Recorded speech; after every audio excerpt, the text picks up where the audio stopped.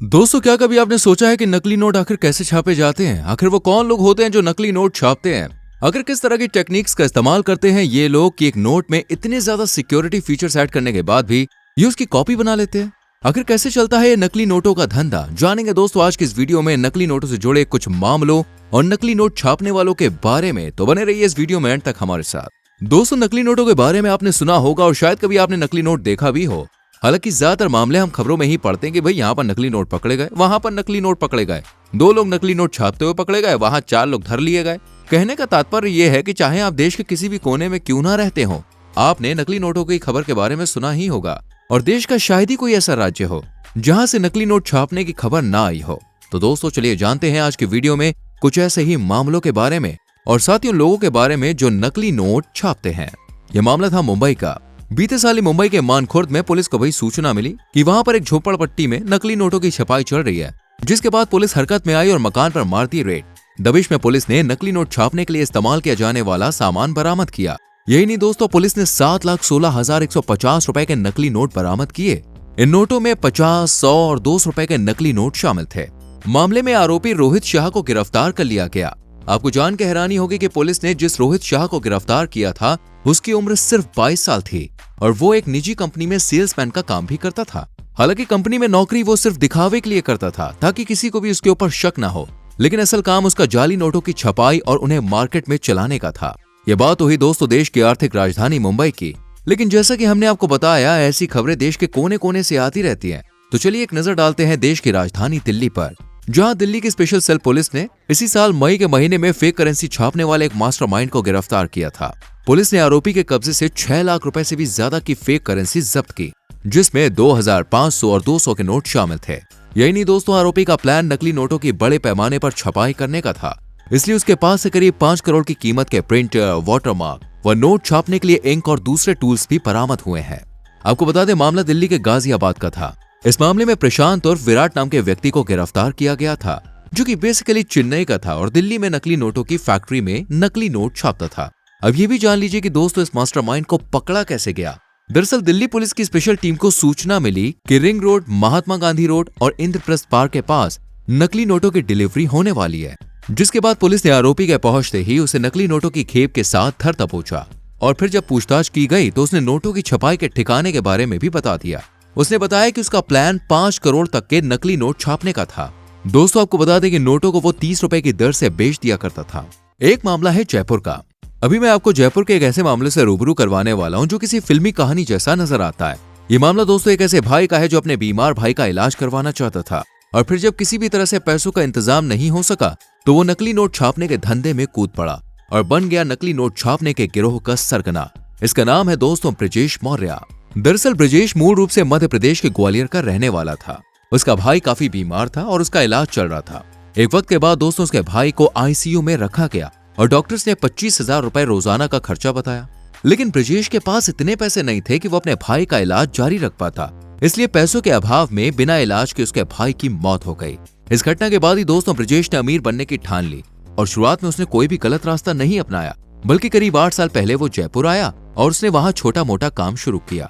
Taxi भी चलाई और कई साल तक यही काम करने के बाद उसने कोरोना फैलने से पहले जयपुर में एक रेस्टोरेंट भी खोल लिया। लेकिन जैसा कि हम जानते हैं दोस्तों, कोरोना महामारी के दौरान बहुत से लोगों के काम धंधे चौपट हो गए थे और बहुत से लोग तो दिवालिया भी हो गए थे। तो ऐसा ही कुछ हुआ दोस्तों ब्रजेश के साथ भी। लॉकडाउन की वजह से उसे काफी नुकसान हुआ और फिर आखिरकार रेस्टोरेंट बंद करना पड़ गया। इसके बाद दोस्तों ब्रजेश नकली नोट छापने के धंधे में उतर आया। नकली नोट छापने के लिए उसने जयपुर में गोनेर रोड पर 10,000 रुपए महीने में एक मकान किराए पर लिया, जो कि कल्पना वर्मा नाम की एक महिला का मकान था। इसी मकान में ब्रजेश अपने साथी प्रथम शर्मा के साथ मिलकर 200 और 500 के नोट छापने लगा।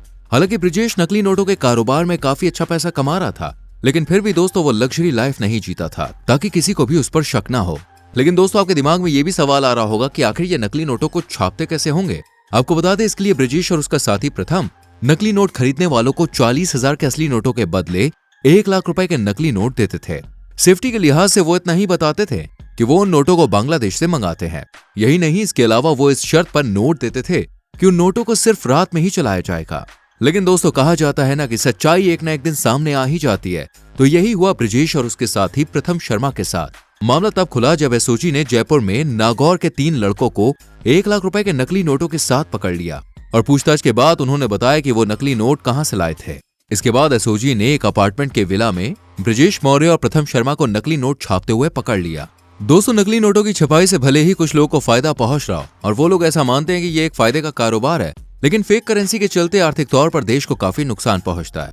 फेक करेंसी की वजह से दोस्तों किसी भी देश की अर्थव्यवस्था कमजोर होती है। यही वजह है कि असली नोटों में बहुत से सिक्योरिटी फीचर्स यूज किए जाते हैं। यही नहीं, स्याही से लेकर कागज तक सब कुछ खास तरह का यूज किया जाता है जो कि बाजार में उपलब्ध नहीं होते हैं। ऐसा इसलिए किया जाता है ताकि कोई भी व्यक्ति इनकी छपाई ना कर पाए, और अगर ऐसा करने की कोशिश करे तो नकली और असली नोट के बीच का फर्क पता चल जाए। नकली नोट छापने का ये कारोबार दोस्तों कितना देश की अर्थव्यवस्था के लिए नुकसानदेह है, इस बात का अंदाजा आप इससे ही लगा सकते हैं कि नकली नोटों के एक मामले में सजा सुनाते वक्त कोर्ट ने नकली नोट छापने के काम को देशद्रोह तक करार दिया। तो वही सबसे पहले ये जान लीजिए कि नकली नोट छापने वाले लोग नकली नोट छापने के लिए तकरीबन एक ही तरीके का इस्तेमाल करते हैं, जिसके लिए advance printer, scanner, water marker, paper cutter जैसे इंस्ट्रूमेंट्स का इस्तेमाल किया जाता है।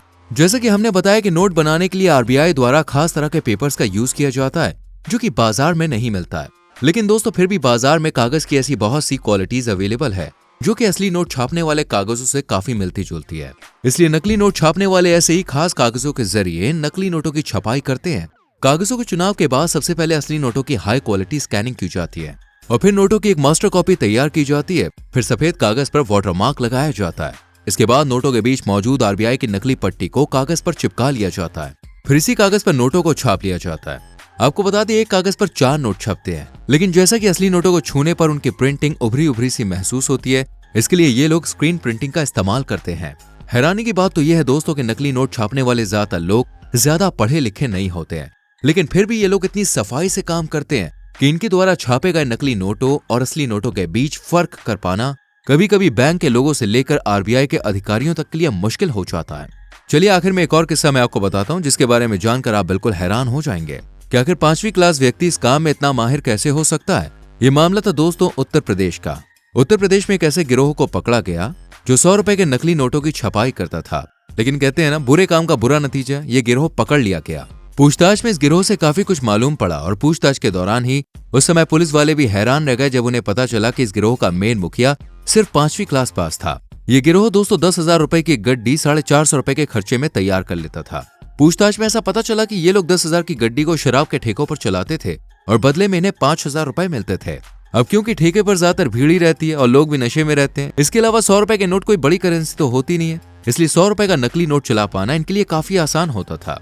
तो दोस्तों ये थे नकली नोट छापने वालों के किस्से और नकली नोटों के कारोबार से जुड़ी हुई दूसरी जानकारियां। आपको इन मामलों में सबसे ज्यादा दिलचस्प या हैरान करने वाला किस्सा कौन सा लगा मुझे कमेंट करके जरूर बताएं। वीडियो को लाइक और शेयर करें। आने वाली वीडियोस को देखने के लिए चैनल को सब्सक्राइब करके बेल आइकन प्रेस करें जिससे आने वाली वीडियोस मिस ना हो। मिलते हैं अगली वीडियो में। Till then bye bye, take care.